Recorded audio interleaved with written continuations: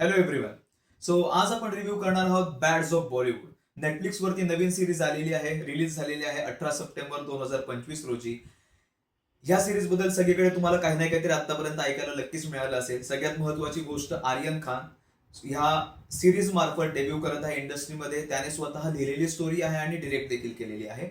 स्टोरीमध्ये त्यांनी जो काही प्लॉट मांडलेला आहे, so basically is trying to tell you the dark side of reality of Bollywood industry, ज्याच्यामध्ये almost every single household in India wants to either become a cricketer or an actor. So ह्या ज्या दोन महत्वाच्या fields आहेत आणि भरपूर लोकांना त्याच्यातली चकाचौंध दिसते, पण त्याच्या मागे चालणारा ऍक्च्युअल जो ड्रामा आहे which is behind the screens, ह्याच्याबद्दल बोलले जातात. तुम्ही बऱ्याच वेळा एन वर्ड नेपोटिझम ह्याच्याबद्दलही ऐकलं असेल, पण खरोखर जो माणूस त्या इंडस्ट्रीमध्ये खेळतोय राहतोय त्याला सगळ्या गोष्टी बघायला मिळतात आणि हे समोर त्या पारदर्शकतेने ट्रान्सपरन्सीने मांडणं ह्याच्यासाठी खरंच गट्स लागतात बॉस. तर त्या मुलाने नक्कीच केलेलं आहे. 7 episodes are there. At the same time reality दाखवताना बऱ्याच वेळा त्यांना खूप हार्श वर्ड्स देखील वापरावे लागतात, कारण जर तसे संवाद ऍक्च्युअली घडतात तर व्हाय नॉट. आणि सिरीज असल्यामुळे देर आर नो रेस्ट्रिक्शन. तिथे काय तुम्हाला सर्टिफिकेशन घ्यायची गरज नसते, त्यामुळे भरपूर तुम्हाला शब्द ऐकायला मिळतील जे म्हणजे फॅमिली सोबत बघायचा तर विचारच करू नका.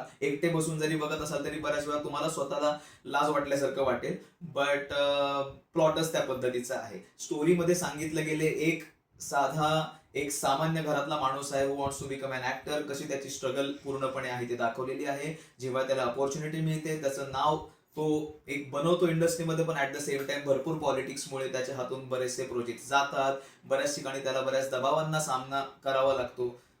त्याचबरोबर somewhere there is a linking between this industry, Bollywood industry and mafias, हे पण तिथे दाखवलेलं आहे. Also at the same time मूवीमध्ये बरेचसे कॅमिओज तुम्हाला बघायला मिळतात.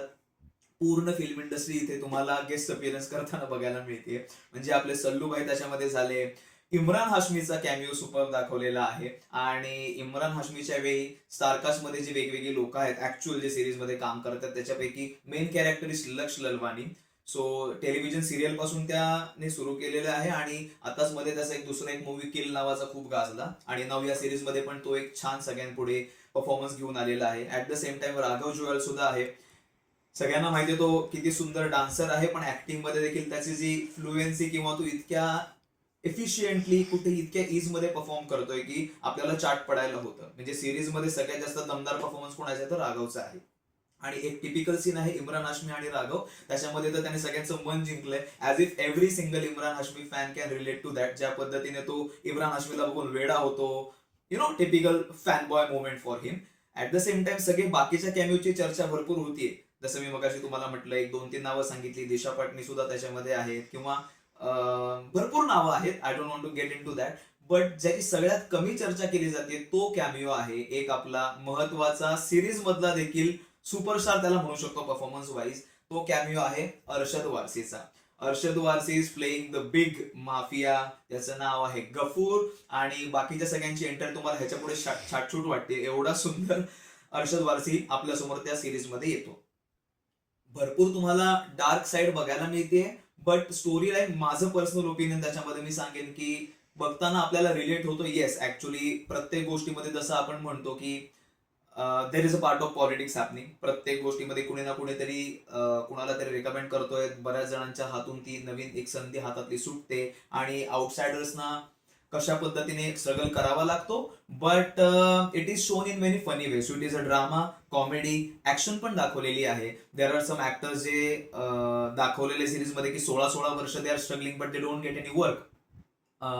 At the same time music so बघायला मिळत आहे. म्हणजे I am not very impress with that. एक गाणं गफूर म्हणून रिलीज केलंय, ते सिरीजचा पार्ट नाहीये. त्याच्यामध्ये तमन्ना भाटिया चा डान्स तुम्हाला बघायला मिळतो.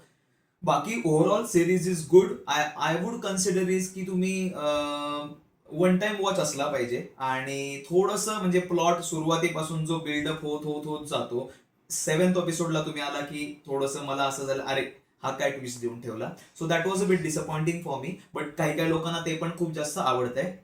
ओढून ताणून काही काही ठिकाणी खूप गोष्टी दाखवायचा ट्राय केलेला आहे असंही जाणवतं. बट टेक्निकल ऍस्पेक्ट्स मध्ये जसं मी म्हटलं की फर्स्ट सिरीज आहे डिरेक्शनसाठी. ऍट द सेम टाइम नवीन आहे तो मुलगा ज्याने हे काम कधी केलेलं नाहीये, but how well prepared he is हे बघू शकतो आपण. At the same time what I would like to say is, बरेच जण असे तुम्हाला लोक मिळतील who are already part of industries, but ते एवढ्या मोठ्या लेवलला असताना काम करायला देखील बऱ्याचदा नाकारतात. त्यांना तेवढी काही आतून प्रेरणा मिळत नाहीये. But this guy wants to do something आणि एका टिपिकल वे मध्ये त्याला स्वतःला लॉन्च करायचं नव्हतं आणि एक वेगळा टॉपिक त्याने निवडलाय जो लोकांपुढे आतापर्यंत कधी आला नव्हता. आणि ह्याच्यातून एक मात्र नक्की घडते, everybody is going to be amaze. And ज्या लोकांना खरोखर हे जसं बाहेरून सगळं चंदेरी दुनिया वाटते, त्याच्या मागे चालणाऱ्या सगळ्या गोष्टी देखील लोकांपुढे सुंदररित्या येत आहेत.